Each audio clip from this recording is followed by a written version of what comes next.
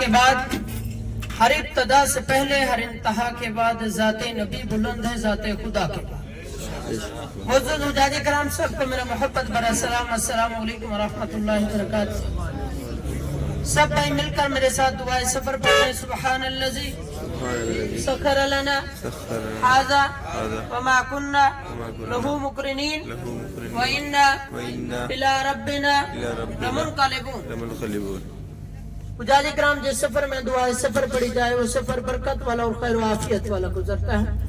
ہماری گاڑی مدینہ منورہ کی مقدس مقامات کی زیارت کی طرف رواں ہے۔ دعا ہے اللہ رب العزت ہمارا یہ سفر اپنی بارگاہ میں قبول و منظور ہو، آمین۔ حجاج کرام آپ کے رائٹ ہینڈ کی طرف سامنے مسجد ہے، حضرت بلال حبشی رضی اللہ تعالیٰ عنہ کے نام کی مسجد ہے۔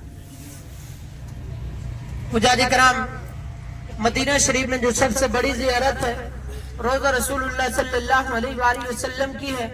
میرے کریم آقا صلی اللہ علیہ وآلہ وسلم کا فرمان ہے، حدیث کا مفہوم ہے ما بین بیتی و منبری روضۃ من ریاض الجنہ۔ میرے کریم آقا صلی اللہ علیہ وآلہ وسلم نے فرمایا کہ میرے روضہ اور منبر کے درمیان والا حصہ جو ہے جنت کا ایک ٹکڑا ہے۔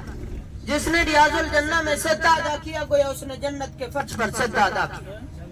آپ کے سیدھے ہاتھ کی طرف مسجد ہے، حضرت عثمان غنی رضی اللہ تعالیٰ عنہ کی مسجد رہی، حضرت عثمان غنی رضی اللہ تعالیٰ عنہ کی۔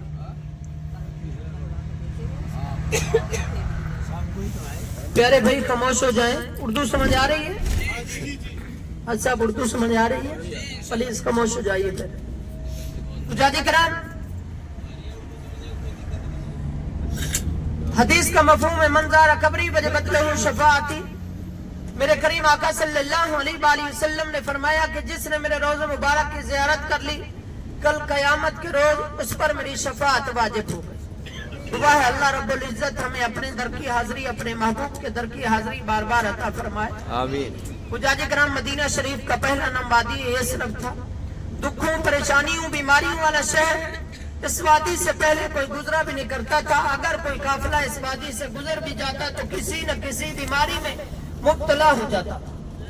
جب میرے کریم آقا صلی اللہ علیہ وآلہ وسلم کے قدم مبارک لگے تو مدینہ طیبہ بن گیا، مدینہ منورہ بن گیا، مدینہ مطہرہ بن گیا، یعنی کہ خوشیوں والا شہر بن گیا۔ مشکل تھے راستے آسان ہو گئے، مشکل تھے راستے آسان ہو گئے، دشمن یہ دیکھ کر حیران ہو گئے۔ جب رکھا میرے نبی نے اس وادی پر اپنا قدم مبارک تو پتھر بھی دیکھ کے مسلمان ہو۔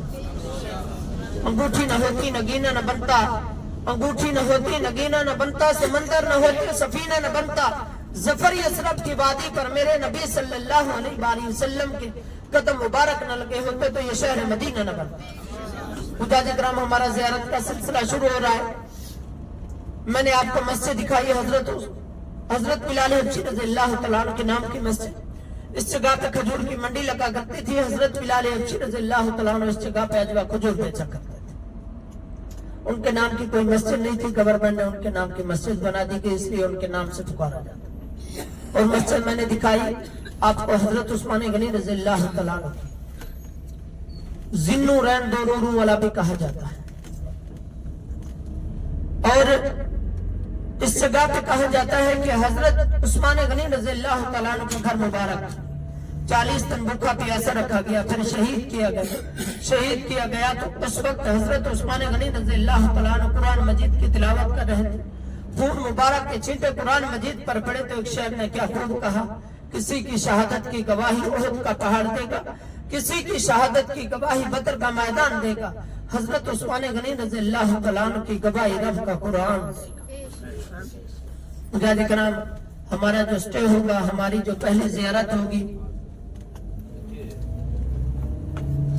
مسجد قبلتین، دو قبلوں والی مسجد۔ ہمارا جو قبلہ اول تھا بیت المقدس مسجد اقصی تھا، مسجد اقصی فلسطین کے اندر ہے۔ میرے کریم آقا صلی اللہ علیہ وآلہ وسلم کی مسلسل خواہش تھی کہ ہمارا قبلہ بیت اللہ شریف ہونا چاہیے، مسجد حرام۔ جس جگہ پہ مسجد قبلتین ہے یہ قبیلہ بنو سلمہ تھا۔ میرے کریم آقا صلی اللہ علیہ وآلہ وسلم اور 10 صحابہ کرام رضی اللہ تعالیٰ عنہ ایک دن قبیلہ بنو سلمہ میں ایک صحابی کی عادت کے لیے آئے ہوئے تھے تو نماز ظہر یا نماز عصر کا وقت ہو چکا تھا۔ یہ کنفرم نہیں ہے، یہ کنفرم ہے۔ میرے کریم آقا صلی اللہ علیہ وآلہ وسلم 4 रकात नमाज फर्ज पढ़ा रहे थे, 2 रकात नमाज फर्ज पढ़ा चुके थे, 2 रकात नमाज फर्ज बाकी रहती थी। मेरे करीम आका सल्लल्लाहु अलैहि वसल्लम मुसलसल अपना चेहरा मुबारक आसमान की तरफ उठाते, फिर नीचे कर लेते, फिर उठाते, फिर नीचे कर लेते। अल्लाह पाक की तरफ से कुरान मजीद की आयत नाज़िल हुई, फवल्ले वजह का शत्र अल मस्जिद अल हराम है। मेरे महबूब, मैंने बार बार ऊपर आसमान की तरफ देखना आपका देख रहा हूँ, लिहाजा अपना किबला रुख मस्जिद हराम की तरफ कर लीजिए। मेरे करीम आका सल्लल्लाहु अलैहि वसल्लम ने नमाज की हालत में किबला रुख चेंज किया।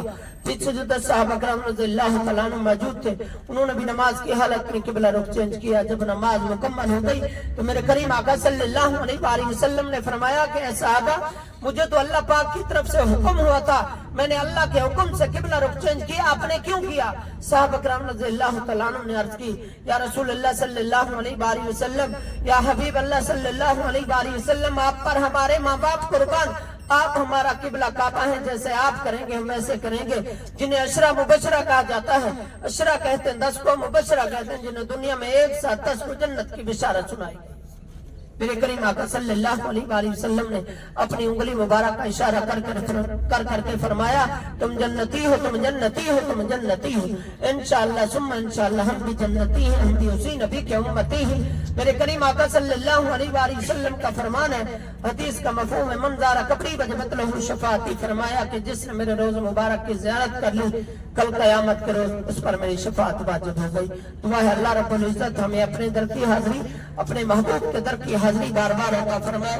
मुजाहिद करम, हमारी गाड़ी कुछ देर में इंशाअल्लाह मस्जिद किबलतैन पहुंच जाएगी, वहाँ पे हम नवाफिल अदा करेंगे। लेडीज का गेट एक तरफ है, मर्द हजरात का गेट एक तरफ है।